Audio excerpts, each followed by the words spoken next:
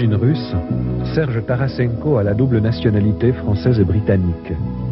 Ingénieur, physicien nucléaire, il est employé depuis 30 ans au commissariat à l'énergie atomique français.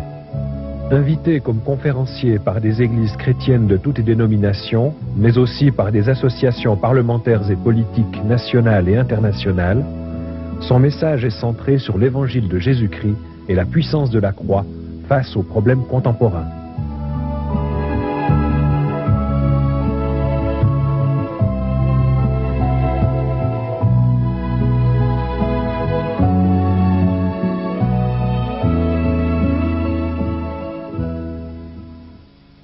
Nous sommes particulièrement heureux d'accueillir aujourd'hui sur ce plateau un physicien nucléaire d'origine russe qui possède aujourd'hui la double nationalité britannique et française. Il s'agit de Serge Tarasenko. Il a travaillé pendant bien des années dans le cadre de grandes institutions européennes et il est auteur de plusieurs ouvrages. Je tiens l'un d'entre eux en main. Il est intitulé « Une conscience pour la science ».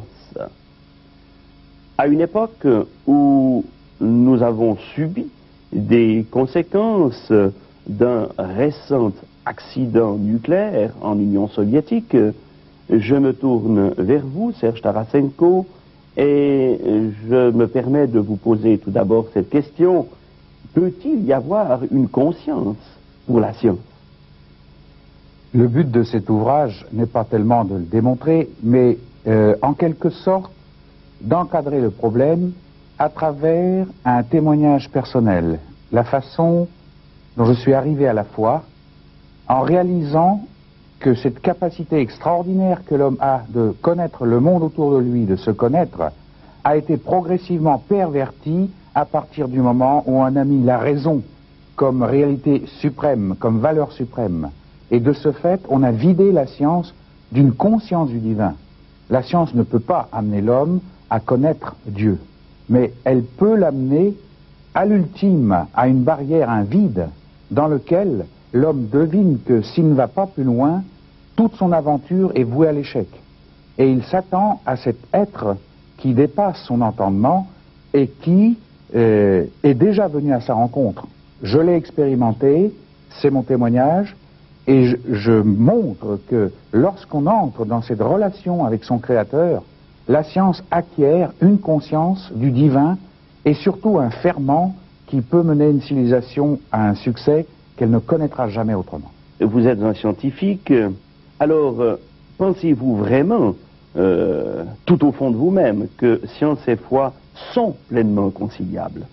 Je prends à témoin le téléspectateur qui a souvent accepter cette idée sans peut-être la vérifier, que science et foi sont deux compartiments bien distincts dans notre vie sociale, notre vie de la pensée, et que, à la limite, lorsqu'on essaye de rapprocher ces boîtes ensemble, eh bien, on arrive peut-être à un conflit.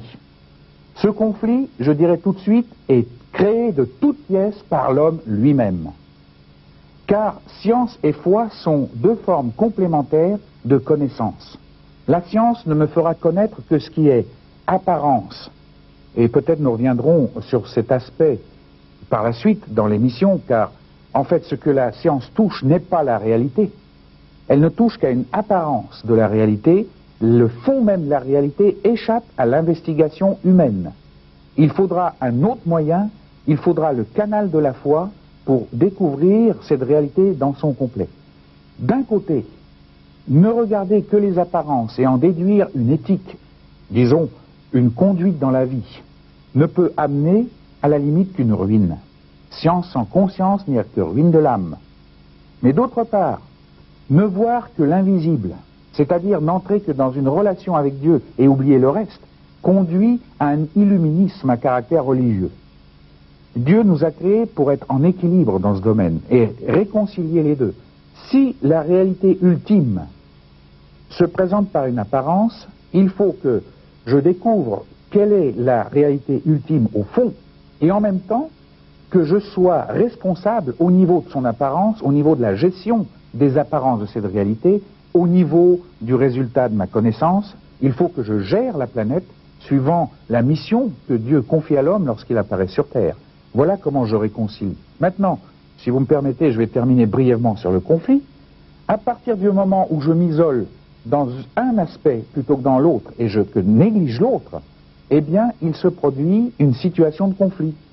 Je finis par me divorcer complètement de l'autre aspect et tout un chacun qui vient de l'autre aspect m'interpeller, je le considère comme soit dépassé, soit mon ennemi, et c'est ainsi que le conflit naît.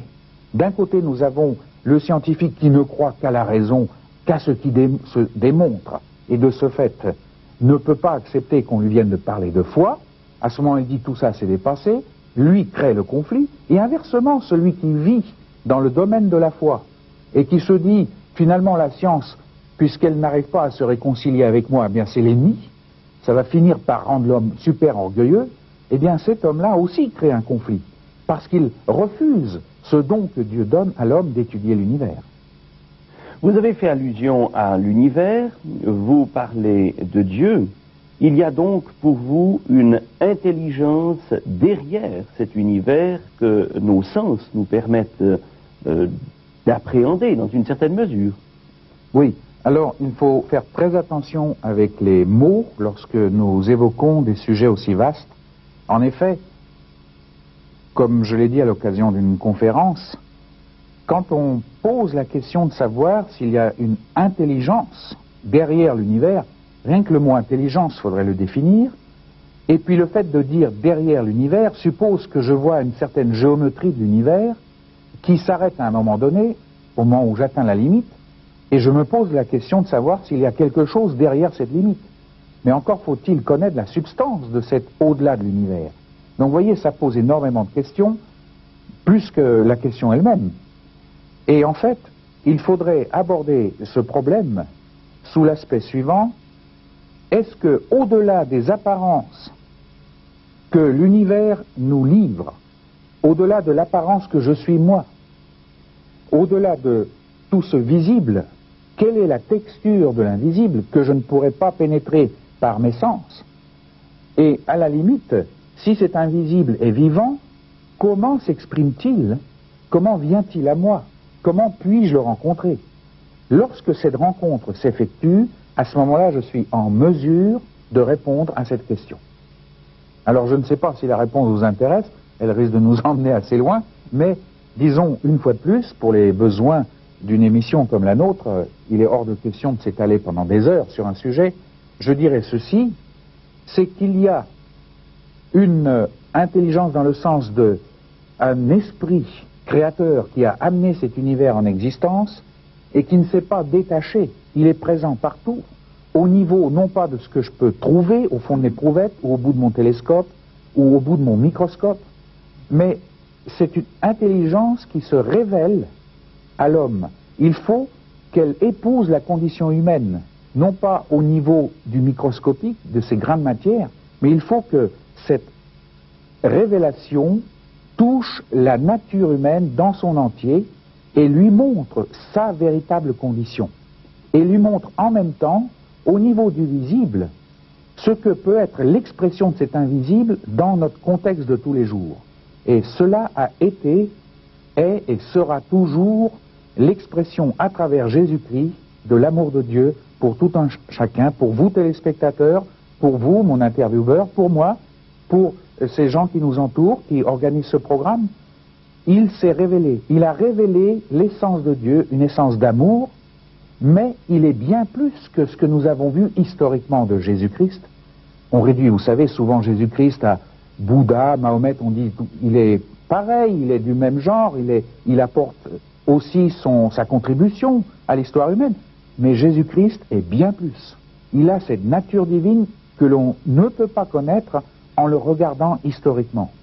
Il faut qu'au niveau d'une rencontre dans le plus profond de nous-mêmes, nous fassions sa connaissance. Et j'aimerais citer, pour terminer ce que j'avais à vous dire sur cette question, cette injonction de l'apôtre Jean dans son dernier livre, lorsqu'il nous dit que ce Christ réel, au-delà du Christ historique, se tient à la porte de notre vie et frappe. Il frappe d'une façon douce, il ne forcera pas la porte.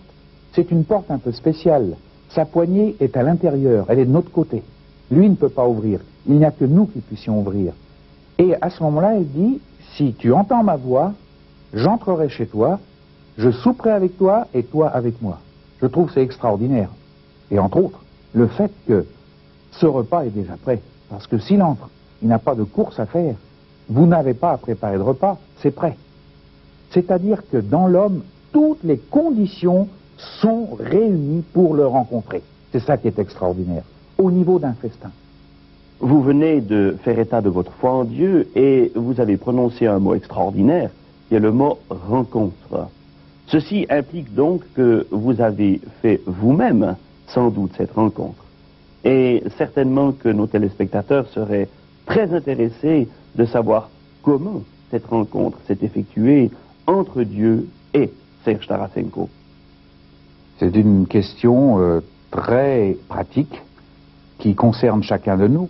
Personnellement, j'ai été élevé dans ce que j'oserais dire ce conditionnement. Oui, en effet, la foi des parents est telle souvent qu'on voudrait que les enfants la partagent. Et sans s'en rendre compte, les parents auraient tendance à nous conditionner.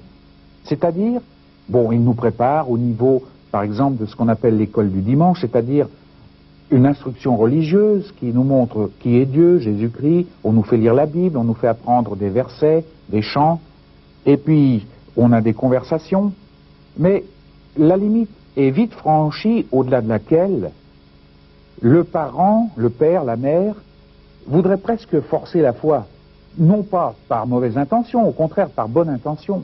Et cela, je l'ai ressenti dans mon enfance, et j'ai pris du recul. Au fur et à mesure qu'on essayait de m'enserrer, je reculais. Je me disais, et je réalisais progressivement également, que la foi n'est pas transmissible. C'est une affaire strictement personnelle.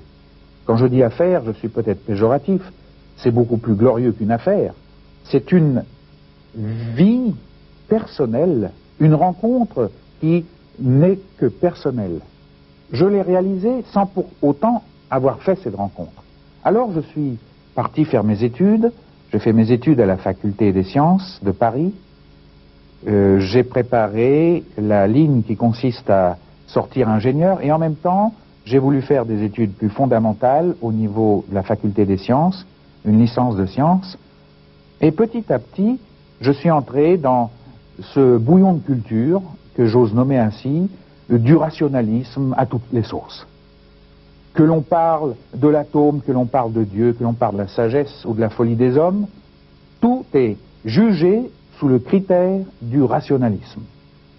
Or, j'ai très vite réalisé qu'en quelque sorte, on exagérait. On avait surtout, dans cette culture française, très riche, par ailleurs, on avait érigé la raison en Dieu. Tout ne se juge qu'à travers notre logique, notre compréhension. Or, très vite, je réalisais, en m'intéressant à l'homme, à ce qu'on en voyait tout au moins, que la pensée humaine chemine suivant un réseau dans la tête de neurones, de millions de neurones, qui suit des circuits logiques. Et ces circuits logiques, c'est pas l'homme qui les a connectés, c'est le Créateur. C'est-à-dire que, à la limite, je vois l'univers logique et rationnel que parce que j'ai été créé pour le voir ainsi. Mais au-delà de ce que je vois des apparences logiques et rationnelles de l'univers, quelle est la réalité? J'ai immédiatement réalisé qu'il y avait un divorce entre ma façon de voir les apparences que nous donne notre formation, notre culture, et la réalité elle-même qui demeure essentiellement invisible. Et cela m'a posé une question: comment atteindre cette réalité qui atteint le niveau d'une angoisse, ce que j'appelle l'angoisse existentielle, qui habite tout être humain. Il n'y a pas besoin d'avoir fait des études de sciences. Je crois qu'au niveau du charbonnier, au niveau de l'Africain dans sa brousse natale, cette angoisse est la sienne. C'est la question qui trahit la force de rappel qui existe en tout être humain vers son Créateur, qu'il l'étouffe ou non. Et je prétends qu'au niveau de notre culture, à force d'ériger la raison en Dieu, on a essayé d'évacuer cette force en disant qu'elle n'existait pas. Alors que cette civilisation nous promettait une intelligence extraordinaire elle est devenue stupide, en disant « ça n'existe pas parce que je l'ai étouffé ». Eh bien non. Le résultat, ça a été la recette pour la destruction de notre civilisation.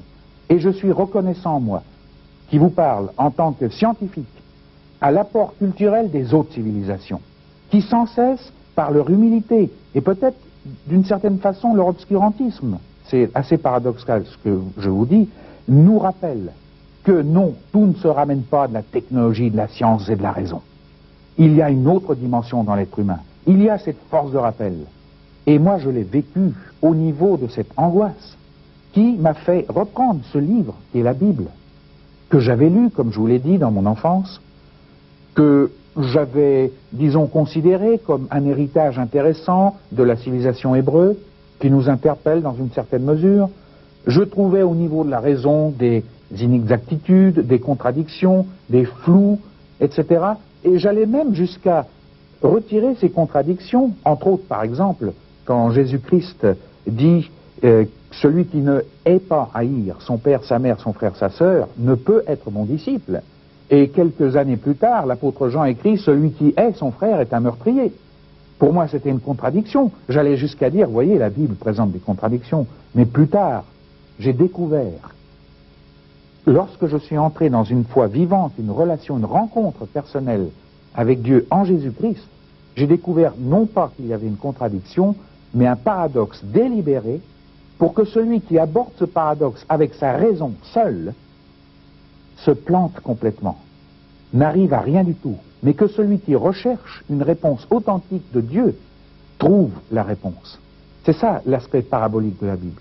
Et en relisant cette parole, petit à petit, j'ai expérimenté une attente. J'ai réalisé que la parole était bien plus qu'un livre avec 2 couvertures, des pages et des caractères d'imprimerie. J'ai réalisé qu'il y avait là un dialogue souvent à sens unique, car l'homme se ferme au dialogue. Il ne veut qu'un contenu rationnel. Et cet homme est débarqué de la Bible parce qu'il ne trouve pas. Car le but de la Bible n'est pas de donner un contenu rationnel. Elle, une invitation pour nous dire ton rationnel, tu le laisses au vestiaire pour commencer. Tu le retrouveras après. Parce que tel qu'il est, ton rationnel, il va te détruire ta civilisation. Parce qu'il il refuse d'avoir la conscience du divin. Laisse-le au vestiaire, entre dans une rencontre. Écoute-moi, j'ai quelque chose à te dire. Voilà comment j'ai découvert la Bible. Et elle m'a parlé.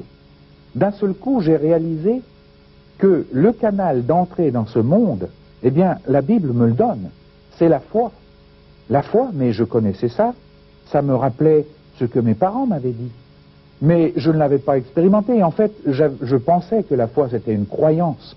Une croyance qu'il y a un Dieu, etc., qui nous engage dans un comportement religieux, une fidélité à des services, des rites, etc. Mais, dans un sens, je ne m'étais pas rebellé contre ça, mais j'avais pris, comme je vous l'ai dit, une certaine distance. Eh bien, maintenant, je réalisais, en réétudiant la parole, et quand je dis étudier, c'était plutôt un dialogue, une recherche d'entendre cette parole qui me parle. Au niveau de cette recherche, je réalisais que la foi est une capacité existant dans tout être humain. La foi est un talent mis dans l'homme, car Dieu savait qu'un jour, ce talent serait réactivé par l'action de son esprit dans notre vie. En d'autres termes, qu'on ne me dise plus, frère, sœur, monsieur, j'aimerais avoir votre foi. Et moi, je ne l'ai pas. Parce qu'à la limite, il pourrait se dire, la réponse suivante, mais si vous n'avez pas la foi, vous n'avez qu'à la demander. Mais pour demander la foi, il faut avoir la foi. Donc, vous voyez, c'est un cercle vicieux. Ce cercle vicieux n'existe pas. La foi est une capacité qui est présente dans tout être humain. Seulement, elle est dormante. Elle dort. Ne serait-ce que parce qu'on met la raison comme réalité ultime. La raison n'est qu'un outil. Moi, j'ai jamais vu un sculpteur, fier de son œuvre, mettre son outil sur un piédestal et l'adorer. Eh ben voilà notre civilisation aujourd'hui. Elle adore son outil au lieu d'adorer celui qui lui a donné l'outil. Et cet aspect me révoltait. C'est pour cela d'ailleurs que j'ai commencé à lire la Bible, entre autres. Eh bien la Bible répond, elle donne le miroir exact de cette nature humaine qui a toujours une tendance, après avoir évacué Dieu, à mettre quelqu'un d'autre à sa place. Dans le temps, c'était l'image de bois, c'était l'image de ceci, de cela. Maintenant, c'est la raison. On est tout aussi idolâtre et primitif. Voilà. Seulement, notre Dieu, il est un petit peu plus sophistiqué. Et alors, ça nous donne une belle allure, hein. Alors là, on se promène dans l'espace, on dit, regardez tout ce que l'homme fait. L'homme sur un piédestal, cet être poussière perdu dans le cosmos, pensant que ce qu'il voit de l'univers, c'est la réalité. Lui, poussière perdu dans une galaxie qui est perdue au milieu de millions de galaxies. Non, mais vous voyez pas un peu l'orgueil de tout ça? Moi, ça me sortait, excusez-moi, par les trous de nez, ces choses-là. Alors, en lisant la parole, je suis revenu à la paix. Parce que, non seulement il y avait cette angoisse, mais il y avait également cette attente. Et cette parole m'a parlé, et d'un seul coup, j'ai réalisé que Dieu était venu, comme je vous le disais au début de l'émission, au niveau d'une personne, la personne de Jésus-Christ, et qu'il avait pris sur lui cette angoisse, cette tyrannie de la raison, et autres formes de tyrannie d'ailleurs. Vous avez évoqué les tyrannies politiques, les tyrannies de toutes sortes, de la violence, etc. Il avait pris tout cela, il l'avait brisé. Il avait tout fait pour moi, il m'avait brisé avec. Je n'avais qu'à entrer dans ce brisement, et c'est ainsi que j'entrais dans une foi réelle. L'Esprit de Dieu réactivait cette capacité, et je réalisais que, en fait, il pouvait entrer chez moi, il pouvait souper chez moi, et moi avec lui, et qu'un festin commençait, un festin extraordinaire. Plusieurs de ceux qui vous connaissent ont su que vous avez connu une période difficile récemment au plan de votre santé. Vous avez fait une expérience difficile, nous l'avons dit, mais une expérience très riche aussi. Pourriez-vous nous en parler maintenant? Oui, certainement, parce que cette expérience qui, nommons-la tout de suite, s'intitule dépression nerveuse, est, disons, l'expérience de beaucoup de personnes, quoique à de divers degrés. Et je me suis laissé dire par des psychiatres sérieux qui étudient ce phénomène à la pointe de la recherche que la dépression nerveuse était en passe de dépasser le cancer au point de vue multiplicité dans notre société. Et que d'ici la fin du siècle, il estimait qu'en France, il y aurait un Français sur 20 qui serait atteint de dépression nerveuse. Vous dire dans quelle atmosphère d'angoisse nous vivons. Mais ce n'est pas l'angoisse ni le stress qui m'ont tellement amené à cette dépression, c'est un ensemble de facteurs qui ont progressivement fait glisser mon être entier dans la dépression. La dépression est une maladie très particulière qui s'attaque à la dimension totale de l'homme. L'homme est corps, biologie, il est psychisme, intelligence, émotion, et il a aussi cette dimension invisible, insondable, que l'on ne peut pas mesurer, que l'on ne peut pas étudier, et qui fera que, par exemple, la psychanalyse ou toute autre forme d'étude de l'homme ne pourra pas pénétrer l'homme dans sa dimension totale. Cette dimension également peut être touchée par cette maladie.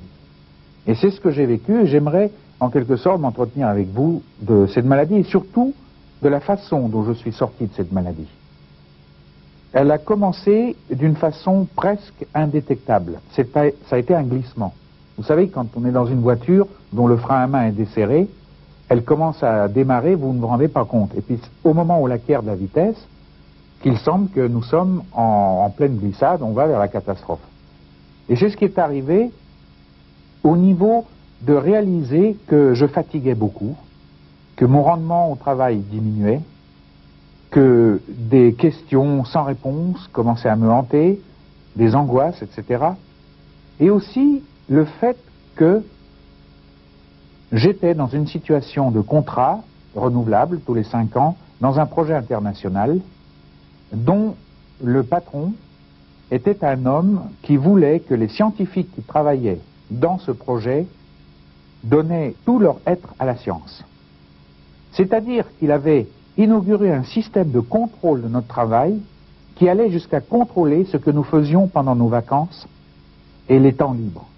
Et dans la mesure où notre activité de vacances et de temps libre était, dans son esprit, contraire à ce rendement scientifique, il s'arrogeait le droit de s'opposer à cela. Or, mon travail, enfin, disons, mon occupation pendant les temps libres, la majeure partie de mon temps libre, était précisément de propager la bonne nouvelle selon laquelle foi et science ne sont pas en contradiction, selon laquelle l'homme est appelé à se réconcilier avec son Créateur. Toujours est-il que ce directeur a su à travers son système de contrôle ce que je faisais, et immédiatement il en a pris ombrage au point de me faire dire, de me convoquer par l'un de mes supérieurs, ça se passait en 1983, et de me dire ce que vous faites dans vos activités religieuses, comme il les appelait, est incompatible avec votre travail scientifique. Car le fait que vous passiez du temps à préparer vos causeries, que vous voyagez, etc., font que quelque chose de votre activité intellectuelle se rend indisponible pour la science. Par conséquent, vous faites une activité contraire à la science, vous n'êtes pas totalement soumis à la science, vous devez arrêter ces activités. Et en fait, si vous n'arrêtez pas ces activités, votre contrat de 5 ans ne sera pas renouvelé. Il n'a jamais dit clairement, il n'a jamais écrit, bien sûr, car c'était une preuve d'atteinte à la liberté d'opinion, c'était absolument clair. Mais il m'a bien fait comprendre qu'il y aurait des difficultés au renouvellement de mon contrat. Bien sûr, j'ai dit non, que j'estimais qu'il avait une interférence avec un côté privé de ma vie qu'il ne devait pas avoir. J'ai continué, et cet homme a opposé toute tentative de me garder dans ce projet. On avait besoin de mes compétences pour la phase suivante. Après la phase construction, c'était la phase fonctionnement de la machine, mais mon contrat n'a pas été renouvelé. Donc j'ai dû partir, j'ai dû abandonner mes enfants qui s'étaient établis en Angleterre, j'ai dû chercher du travail dans le Midi. On m'avait préparé un travail dans l'autorité atomique dans laquelle je rentrais, mais il y a eu une mésentente entre deux niveaux hiérarchiques, ce qui fait que ce poste s'est fermé pendant que je voyageais avec mon déménagement. Donc je suis arrivé littéralement entre deux chaises. Progressivement, j'ai cherché donc du travail, j'ai pataugé là-dedans, j'ai perdu progressivement ma concentration, j'ai perdu le goût au travail, le sommeil se perdait, et finalement j'ai dû rentrer sur la région parisienne pour reprendre le travail que j'avais quitté il y a 15 ans, au moment où je suis parti à l'étranger. En plus, je n'ai pas retrouvé exactement mon travail, mais un autre, très gentiment proposé d'ailleurs par mes supérieurs hiérarchiques au commissariat à l'énergie atomique, mais parce que je n'étais pas en capacité d'effectuer ce travail, d'accomplir ma mission, j'en ai conçu une angoisse supplémentaire, ce qui fait que tout dans tout, à un moment donné, je suis officiellement entré dans cette maladie qu'on appelle la dépression nerveuse. Je suis entré au niveau physique, il y a eu des effets donc de l'esprit sur l'âme, de l'âme sur le corps, par ricochet, par cascade, d'angoisse, de tension nerveuse et aussi de crise psychosomatique. J'ai fait une crise de gastro-entérite, j'ai fait une crise de tachycardie, j'ai fait aussi une crise au niveau des reins qui n'avait comme origine que quelque chose de psychosomatique. Même dans le peu qui me restait de bon sens, de capacité de réfléchir, et il m'en restait peu, car j'avais atteint le niveau d'une véritable épave. Je ne pouvais plus écrire, je ne pouvais plus lire, je ne pouvais plus parler, j'avais perdu l'usage de mes cordes vocales. Dès qu'elles étaient utilisées, c'était un son rauque qui sortait, sans plus. Je ne pouvais plus conduire de voiture, je ne pouvais plus communiquer, causer avec qui que ce soit. Je ne faisais que dormir grâce à un somnifère très fort, à caractère hypnotique, qui me faisait tomber instantanément dans le sommeil, qui me faisait dormir 5 heures, et je me réveillais aussi instantanément. Et là, l'angoisse commençait jusqu'à la fin de la journée, où j'étais torturé de douleurs physiques de toutes sortes, et je me rendormais à nouveau. Les anti-anxiolytiques, les anti-ceci, cela, avaient perdu leur effet complet, je ne tenais plus qu'à coups de somnifère. Et dans cet état, je décidai de voir un psychiatre, parce que jusqu'ici, on me l'avait proposé, mais je refusais. Étant donné que la psychanalyse, à l'ultime, ne regarde que le versant visible de l'être humain. Or, je savais, non seulement pour l'avoir vécu, pour l'avoir partagé, et surtout pour l'avoir lu dans la parole, que l'homme a ce côté invisible, l'esprit, dans lequel, dans cette interface avec son psychisme, dans cette porte, vous savez, une porte à deux faces, cette porte a un regard sur notre psychisme, on peut s'analyser au niveau psychique, au niveau biologique, mais l'autre flanc de la porte, l'autre face, fait regard à cette partie invisible et ne peut pas le discerner. Et c'est très grave, sous prétexte qu'on ne peut pas discerner, d'ignorer l'autre face de la porte. Qui peut concevoir une porte qui n'est pas de face? C'est impossible. Eh bien, c'est ce que fait la science actuelle au niveau de l'étude de l'être humain. Finalement, elle ignore complètement l'autre versant. Elle essaye de concevoir la nature humaine à partir de ce qui est mesurable. Et en ce faisant, elle est bancale et restera toujours bancale. C'est pour cela que les soins à apporter au niveau d'une interprétation bancale de l'être ne peuvent être que des soins bancaux. C'est-à-dire qu'à la limite, non seulement ne guérissent pas, mais finissent par détruire l'être humain. Et ça, je le savais, c'est la raison pour laquelle je ne voulais pas voir de psychiatre.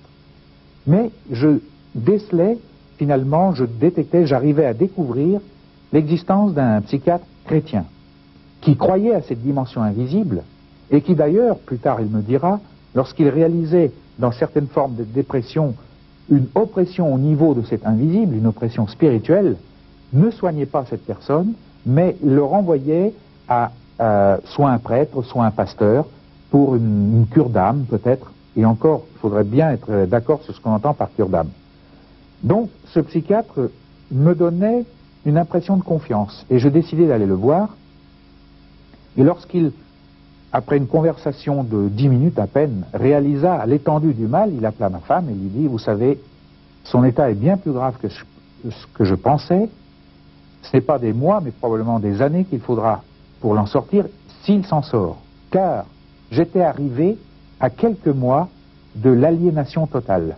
Il y avait déjà une décantation qui se produisait entre ma conscience de moi-même et la réalité autour de moi.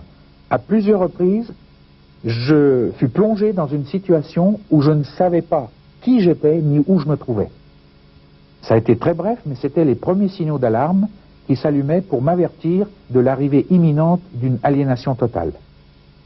Alors, il décida, ce psychiatre, de me soigner au niveau chimiothérapeutique.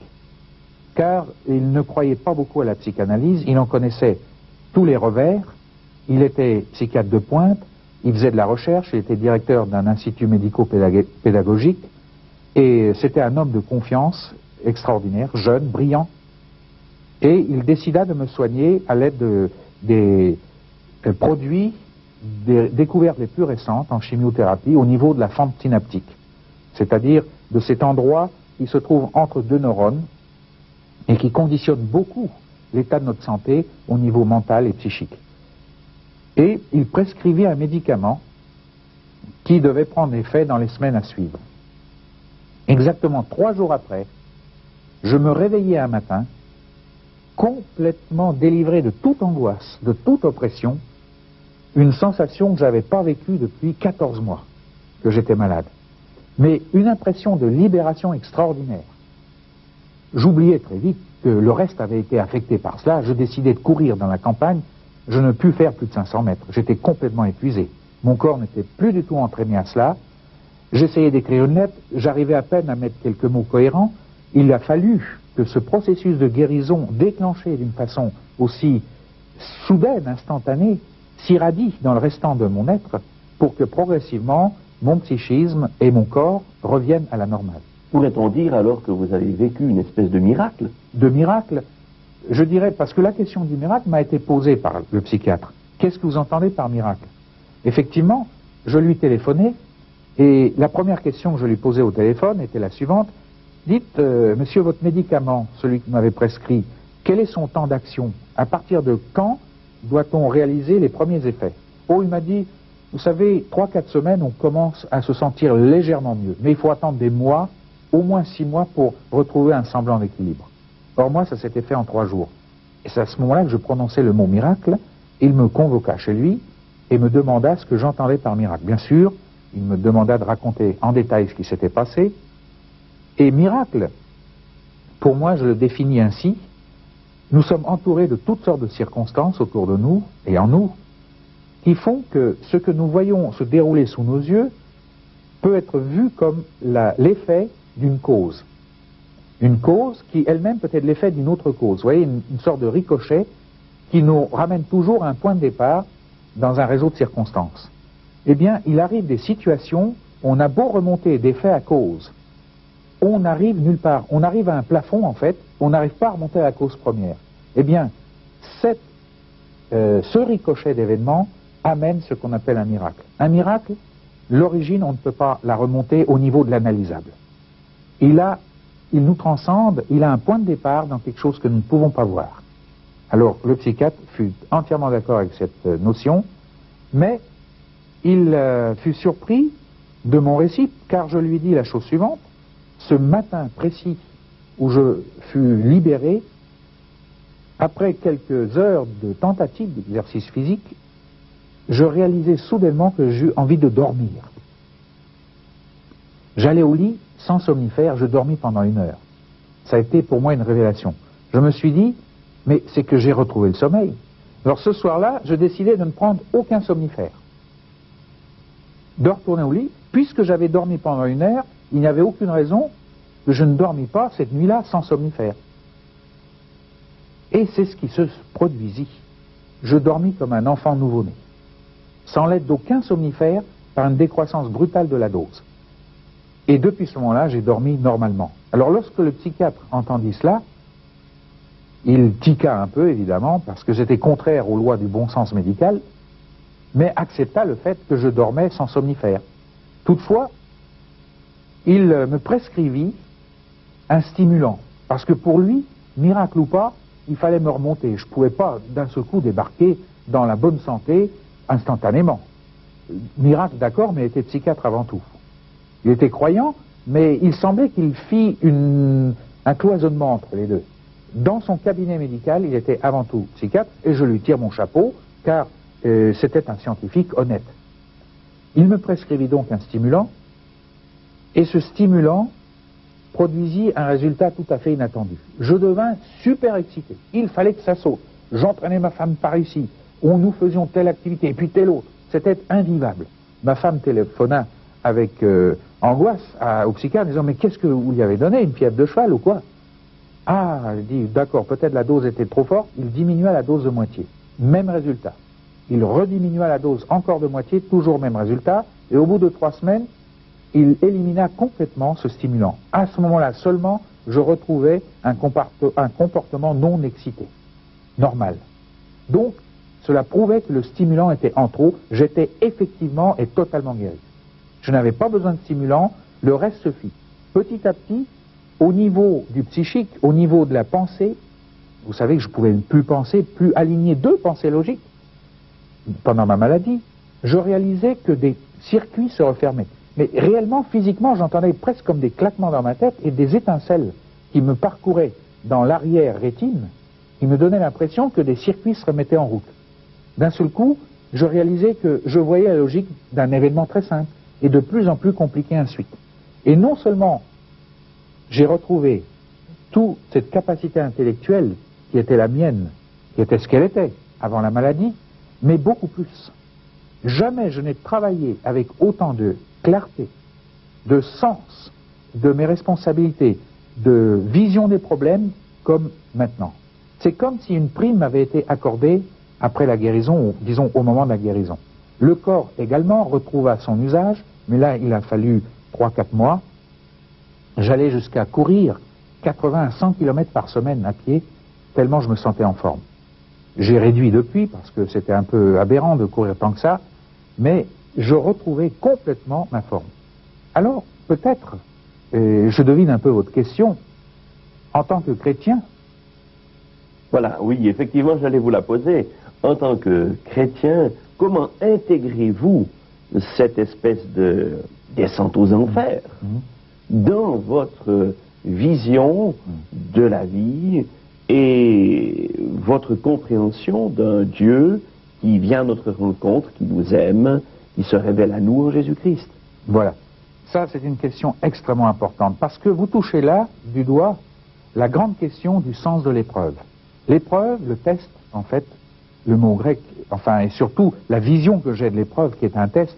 Je suis aussi spécialiste des matériaux. Je sais qu'un matériau se teste jusqu'à la limite de rupture, quelquefois au-delà, mais disons, les tests non destructifs permettent d'étudier la capacité limite et ensuite d'améliorer le métal en fonction de ses limites pour faire reculer ses limites. Eh bien, Dieu permet l'épreuve, non pas comme un raté de l'histoire. En d'autres termes, nous ne vivons pas, nous ne sommes pas appelés à vivre dans un océan de bonheur d'où tout toute contrariété, toute épreuve soit retirée. Nous vivons dans un monde ambivalent, dualiste, où joie et peine se côtoient tous les jours, et chacun apporte quelque chose à l'autre. Il n'y aurait pas de joie s'il n'y avait pas une peine en espèce d'antithèse, et ensuite la peine n'aurait aucun sens, serait tyrannisante s'il n'y avait pas une joie, et ainsi de suite. Dans l'épreuve, c'est cela. Eh bien, l'épreuve nous permet, Dieu la permet, pour nous faire avancer encore plus, et surtout, non pas simplement au niveau d'un passage négatif gratuit, mais dans la texture même de l'épreuve, il y a des leçons, il y a toutes les racines, tous les germes, je devrais dire, d'une amélioration de nous-mêmes qu'il permet. Et dans mon cas précis, j'ai découvert que maintenant je suis en position de voir la dépression. Et il y aura de plus en plus. Peut-être d'être un instrument devenu en aide aux déprimés, mais surtout de voir à quel point, au plus creux de l'épreuve, Dieu est fidèle. Quand nous sommes environnés par le mensonge, et je l'étais, au point de croire que je n'étais plus chrétien, que jamais je n'avais été chrétien, vous allez peut-être vous trouver interloqué par ce que je vais vous dire, mais le niveau de mal était arrivé à un point tel qu'il avait une influence sur les appareils ménagers qui tombaient tous en panne. J'arrivais devant une télévision, il suffit que je m'assoie devant la télévision qu'elle tombe en panne. Quand je me levais, elle se remettait en marche. Quand je arrivais à nouveau, elle retombait en panne. Vous voyez, c'était incroyable. Ce sont des phénomènes que même la science ne peut pas expliquer. Une densité de mal terrible. Je l'ai vécu. Pourquoi? Parce que, plus tard, certainement, je serai confronté à des situations où il y a ce mal, mais je connaîtrai l'envers de la médaille. Je sais qu'il y a une puissance de mensonge derrière. Et je sais que est mise à ma disposition une puissance qui a vaincu cette puissance de mensonge, qui ne se maintient précisément que par le mensonge. Il suffit de proclamer ce que l'œuvre de la croix a réalisé au niveau de la défaite de cette puissance pour qu'elle recule. Je l'ai déjà vécu maintes et maintes fois depuis ma guérison, au niveau de gens qui sont venus, au niveau d'épreuves. Mais bien plus. Puisque mensonge il y a, ce mensonge n'est pas forcément grossier. Il est subtil. Il se glisse au niveau de notre société. Au niveau, par exemple, d'ériger la raison en réalité ultime. C'est un mensonge. Il n'y a pas besoin de le démontrer, c'est clair. C'est un mensonge que de dire qu'il ne faut croire que ce qu'on voit. Mais elle se glisse aussi, cette vérité mensongère, si vous me permettez ce paradoxe, cette vérité mensongère se glisse au niveau des croyants. Par l'introduction de toutes sortes de psychanalyses au niveau des gens qui souffrent de leur passé parmi les croyants et qui leur font croire que par suite d'examens approfondis notre passé, en faisant ressortir le passé dans le présent, et même s'il faut en promenant Jésus par la main autour, comme ça a été dit aux États-Unis malheureusement, on pouvait guérir la personne. À la limite, on peut provoquer un soulagement, mais ce soulagement n'est que le masque qui cache une défaite encore plus grande, une destruction encore plus grande de l'être humain, car il s'agit là d'une manipulation malhonnête de l'être humain. Je prétends que étudier l'homme dans son versant visible, c'est le but de la psychologie, c'est intéressant, je le conçois, je le laisse là, tout en rappelant au psychologue qui ne voit qu'une partie de l'être humain, qui ne connaîtra jamais la vraie dimension, mais quant à en déduire une thérapie pour guérir les gens, là je crie non, je crie au scandale, je crie la destruction de l'être humain. Et j'irai aussi loin de dire que ça devient un champ expérimental. J'ai à côté de chez moi, dans la région parisienne, un hôpital où il y a des malades mentaux, dépressifs et autres, et viennent à cet hôpital des spécialistes de la psychoanalyse, de la psychothérapie, qui font leurs expériences. Ces pauvres malades servent de cobayes. C'est grave. Et le plus terrible, c'est que la loi autorise ces choses-là. On est en train de détruire à petit feu des êtres, sous prétexte qu'on fait avancer la science de connaissance de l'homme, pour cela. Eh bien, si la maladie m'a donné au moins une constatation, une prise de position, c'est celle-là. Maintenant, je m'élève de toutes mes forces contre cette manipulation de l'être humain et qui se produit même dans nos églises. Parce que, en ce qui concerne nos maladies du passé, nos blessures du passé, la croix a apporté une solution définitive. La seule cure d'âme que je connaisse, c'est celle qui amène l'homme à la croix. Celui qui exerce un talent, un ministère de cure d'âme, doit toujours ramener le malade à l'endroit où il a été réellement guéri. L'œuvre de la croix en Jésus-Christ. Tout le reste n'est que supercherie, mensonge et manipulation de l'être humain. Que pensez-vous du récit de la création tel que nous l'avons au début du livre de la Genèse, dans la Bible? Le mot création, comme dirait le langage populaire, n'est pas scientifique. Mais il ne faut surtout pas se dire que parce que ce n'est pas scientifique, il faut le rejeter. Cela impliquerait le fait de croire que la science répond à tous les problèmes, résout tout, c'est le critère de vérité. Maintenant, au niveau de la science, on découvre qu'en fait, il y a doublé à notre univers un univers invisible. C'est-à-dire, on ne peut plus parler de réalité tangible et démontrable uniquement. Il faut maintenant vivre avec cette réalité d'un univers qui nous dépasse, dans lequel nous ne pouvons pas entrer. Eh bien, précisément, la création, c'est cela. C'est quelque chose de cet univers invisible qui débouche dans le visible, le mesurable, le tangible, le concret, chose sur laquelle je pourrais penser, réfléchir, voir logiquement, puisque j'ai été fait pour voir logiquement. La création, c'est cette émergence de quelque chose qui n'est pas le néant. La source n'est pas le néant, c'est un monde invisible qui échappe à mon investigation, mais qui débouche au niveau de ce que je peux percevoir. Voilà la création. Alors la création de l'univers s'est manifestée, lorsque je lis le récit de la Genèse, à travers 3 impulsions. Et entre ces 3 impulsions créatrices, il y a eu tout un ordonnancement, une mise en ordre des structures, que l'on pourrait à la limite appeler transformation, évolution, voire évolution, pourquoi pas. Seulement, il faut être très précis sur ce thème. Parlons d'abord des 3 étapes créatrices. Seulement 3 fois dans le premier chapitre est utilisé le mot créer. Lorsque l'ordre apparaît, lorsque la vie apparaît et lorsque l'être humain apparaît. L'être, au-delà de la biologie de l'être, c'est-à-dire une dimension plus profonde. Ordre, vie et être. Évidemment, il faut l'ordre pour que les choses puissent s'organiser. Dans le désordre, on n'obtient rien du tout. Ensuite, la vie au niveau végétal, animal, et ensuite, au niveau de l'être humain, plus qu'une vie biologique, il y a toute une vie où le reflet du souffle de Dieu est constamment présent. Voilà ce que fait apparaître la création. Et entre ces étapes, ces 3 impulsions, il y a 2 étapes qui sont la mise en structure des choses. Cette structure est analysable. L'arrivée de l'ordre, de la vie et de l'être est inanalysable. Personne ne pourra dire au niveau scientifique pourquoi les choses sont mieux ordonnées. Il ne pourra que constater l'ordre, mais sans dire pourquoi. De la même façon, la vie.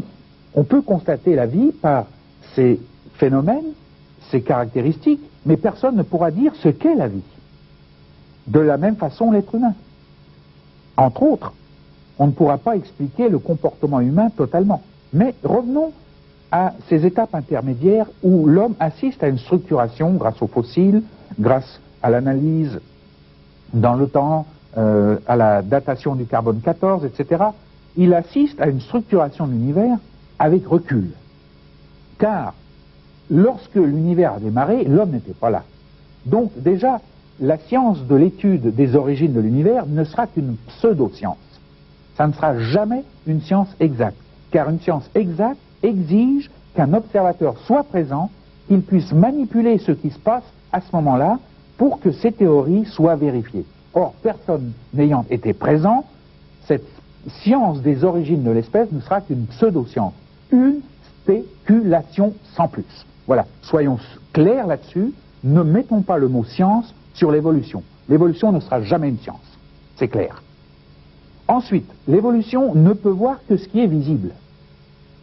Elle ne peut pas voir le pourquoi de l'ordre, le pourquoi de la vie, le pourquoi de l'être. Donc, l'étude de l'origine des espèces, de leur formation, de leur structuration, sera bancale. Alors, lorsqu'elle se targue, lorsque je dirais, pour être plus précis, de laisser la porte ouverte à des manipulateurs de ces théories, et il y en a qui veulent justifier leur incroyance, car il n'y a rien de plus non naturel que ne pas croire. L'homme a été fait pour croire en Dieu. Ne pas croire, c'est complètement hors nature, et non pas l'inverse. Il est beaucoup plus difficile de ne pas croire que de croire. C'est incroyable le nombre de choses qu'on doit croire pour rester un incroyant. Voilà le grand paradoxe de l'incroyance. C'est incroyable le nombre de choses qu'il faut croire pour rester un incroyant. Entre autres, que le monde est sorti du hasard et été poussé par la nécessité. C'est incroyable ce qu'il faut de foi aveugle pour croire une ineptie pareille. Vous voyez? Et je pourrais en citer à la longue. Mais l'évolution, je la respecte dans le sens d'une science qui étudie les mécanismes de formation des structures, mais quant à la manipulation de ces découvertes pour dire que l'homme est sorti du hasard, que l'homme est la prolongation de l'animal, et en déduire toutes sortes de conclusions éthiques sur le comportement de l'animal social, pour moi, c'est de l'aberration pure et simple. De l'autre côté, maintenant, il y a ceux qui ont fait le même processus au niveau de reprendre la Bible à la lettre et de dire, oui, le monde est mieux en 7 jours calendaires, de 24 heures, etc. C'est tout aussi absurde. Personne n'était là à ce moment-là pour dire, mais leur argument est différent. Ils disent, on n'avait pas besoin d'être là, c'est la Bible qui nous le dit. Laissez-moi vous dire la chose suivante. Quand vous dites que la Bible nous interpelle et nous dit ça s'est fait en 7 jours, il n'a jamais été dit que c'était 7 jours de 24 heures. Car qu'est-ce qui va définir la journée dans la Bible? Il y eut un soir, il y eut un matin. Le mot hébreu pour soir et matin. Soir, c'est Ereb, et matin, c'est Boker. Et qu'est-ce que cela veut dire? Ça ne veut pas du tout dire soir et matin. Ça veut dire, pour le soir, une réalité qui était et qui disparaît, qui s'estompe. Et pour matin, une circonstance, un événement qui n'était pas et qui progressivement sort de l'obscurité. Et l'homme a déduit que ça voulait dire soir et matin, donc ça fait 7 jours calendaires. Mais jamais de la vie. Il y a eu 7 ères, disons 6, nous sommes dans la 7e, 7 ères dont le temps n'est pas connu. Mais pourquoi se polariser sur le temps? N'est-ce pas dévier d'une façon très subtile la véritable question? Et la véritable question qui préoccupe l'homme de la rue, ça fait 15 ans que je fais des conférences, et j'ai interviewé des milliers de gens, et je vous garantis que ce qui les préoccupe, c'est de savoir pourquoi ils sont sur Terre. Qu'ils soient arrivés du singe ou de telles algues, cela, à la limite, ils s'en fichent. Pourquoi sont-ils sur Terre? Quel est le sens de leur existence? Et la Bible, parole de Dieu, c'est ce qu'elle nous donne comme réponse. Elle nous dit, voilà, en gros, ça s'est passé comme ça. Mais gare à vous, si vous vous polarisez sur le comment, vous allez vous y perdre. Car ma réponse est la question du pourquoi. Pourquoi vous êtes sur Terre? Parce que Dieu a une mission pour vous, un sens. Il veut vous amener à la perfection à travers votre histoire. Il veut vous amener à une union totale avec lui à la fin des temps. Il veut parachever sa création en vous spiritualisant au-delà de l'être psychique et biologique que vous êtes. Et lorsqu'il vous aura spiritualisé, il va vous faire progresser dans une gestation pour vous amener à la perfection. Voilà le sens. La création ne s'achève qu'à la fin. Si tu veux connaître, dit la sagesse hébreu, le sens de tout cela, à quoi ça rime, ne regarde pas à tes origines, mais regarde à la finalité, car la réponse au pourquoi, elle est à la fin et non pas au début. J'ai été un jour impliqué dans un débat à l'Université de Londres. Vous savez, ces débats organisés par les universités anglaises sur des grands thèmes de l'existence de l'homme, de l'existence de Dieu. Ce débat s'organise de la façon suivante. On demande à un orateur, au niveau d'un thème, de venir apporter l'aspect pour ce thème, et à un orateur de parler contre le thème. Et le thème était « Dieu existe-t-il » Qu'est-ce qui me prouve l'existence de Dieu? Qu'est-ce que l'existence de Dieu? Et j'étais appelé à parler en faveur de l'existence de Dieu. Et évidemment, l'auditoire s'attendait à ce que je prouve l'existence de Dieu, plus ou moins. D'autre part, à mes côtés était assis un professeur de philosophie, athée, qui ne croyait pas du tout en Dieu, et qui devait amener la thèse de la non-existence de Dieu. On parle chacun pendant 10 minutes, ensuite chacun a 5 minutes pour dire ce qu'il pense de ce que l'autre a dit, ensuite les questions viennent du public, et pour terminer, chacun a 3 minutes pour conclure. Et dans ce débat, l'opposant à la thèse de l'existence de Dieu a commencé par montrer où avait entraîné, au niveau d'une religion, cette conscience de l'existence d'un Dieu qui ne se prouvait pas, qu'on ne pouvait pas prouver, qui a amené toute une sorte de vue illuministe du monde, de guerre de religion, d'opium du peuple, et il en a rajouté, et il a montré que maintenant nous vivons enfin une libération vis-à-vis de ces préjugés au niveau d'une existence de Dieu, et qu'à la limite, on pouvait s'interroger sur un aspect transcendant à l'être humain, car cet homme, en quelque sorte, réalisait que, au niveau rationnel, on peut peut-être évacuer une certaine idée de Dieu, mais il réalisait qu'il y avait une demande de Dieu à cause du renouveau des religions dans le monde, qui est une caractéristique du siècle où nous vivons. Donc il ne pouvait pas complètement évacuer les dieux, et il disait, il faut quand même vivre avec. Voilà. Ensuite, on m'a passé la parole, Et la chose que j'ai essayé de montrer était la suivante.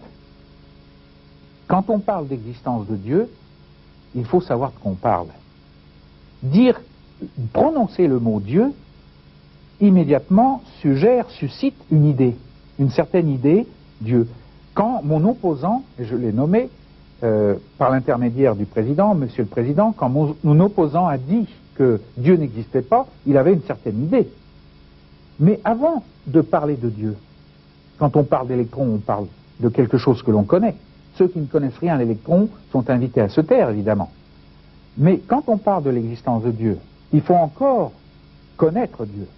Il faut savoir ce que c'est. On ne peut pas dire qu'une chose n'existe pas sans avoir, en quelque sorte, montré qu'il ne peut pas exister. Alors, la question était la suivante, j'aurais relancé la balle, je leur ai dit, pour connaître Dieu, pour savoir s'il existe, il faut le rencontrer. Ce n'est pas parce que je n'ai pas rencontré Dieu qu'il n'existe pas, je lui ai peut-être tourné le dos, et délibérément. Et c'est ça le préjugé rationaliste. Ils partent de l'hypothèse que Dieu n'existe pas, base de l'idéologie marxiste, entre autres, mais ils ne peuvent pas prouver que Dieu n'existe pas. Et eux ont besoin de preuves. Or, Dieu ne se prouve pas, ni dans son existence, ni dans son non-existence. Dieu se rencontre comme une personne vivante. Une personne dont la dimension, certes, nous dépasse complètement. Mais un jour, il est venu au niveau de notre dimension, il est venu en Jésus-Christ, rencontrer l'homme. Et d'ailleurs, il l'a rencontré au niveau d'une mort, avant que la vie jaillisse. Tout dans la nature nous parle d'une précédence de la mort sur la vie. La graine doit mourir avant de relâcher son potentiel, sous la forme de 10, 20, 30 grains. De la même façon, l'homme, avant de connaître Dieu, doit mourir à ses idées de Dieu, à même religieuses de Dieu, ses théologies de Dieu. Il doit les évacuer pour se présenter tel qu'il est devant Dieu, qui vient à sa rencontre. Le mot de rencontre que vous utilisez pourrait être aussi peut-être remplacé par celui de conversion. Je n'ai pas l'intention de remplacer rencontre par conversion. Je prolongerai rencontre par conversion. La cause, c'est la rencontre, l'effet, c'est la conversion. Une rencontre, c'est Dieu qui vient vers nous. Il est venu, il a été présent dans l'histoire, l'homme ne l'a jamais décelé. Mais il s'est manifesté d'une façon concrète au niveau de la personne de Jésus-Christ qui a épousé notre condition.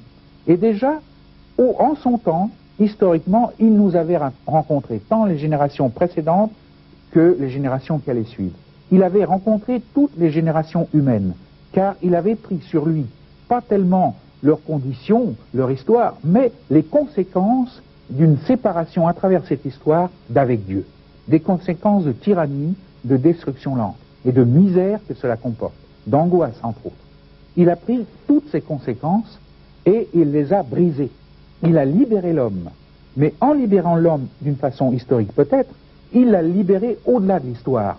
Car non seulement il nous a rencontrés à travers l'histoire, et si ce n'était qu'une rencontre à travers l'histoire, ça aurait été vrai pour les gens de l'époque, mais il nous a rencontrés dans l'autre doublure, dans cette doublure invisible, dont nous faisons partie, car nous sommes aussi faits du visible et de l'invisible, des apparences et d'une réalité invisible.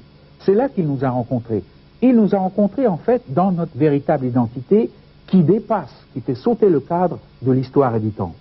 Donc, sa rencontre devient notre rencontre disponible maintenant, à l'heure de ce programme, à l'heure de l'écoute de ce programme, à l'heure des répercussions de ce programme dans votre vie, chers téléspectateurs. Il est rencontrable, si je puis dire, par ce néologisme, la réalité.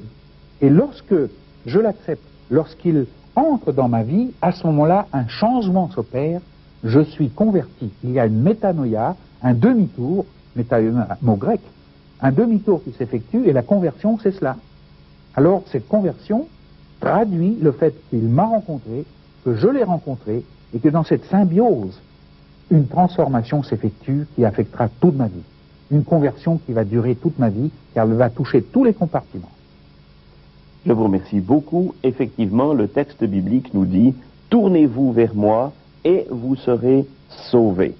Un autre texte dit encore « Prépare-toi à la rencontre de ton Dieu ». Eh bien, ce Dieu veut effectivement rencontrer chacun et chacune d'entre nous.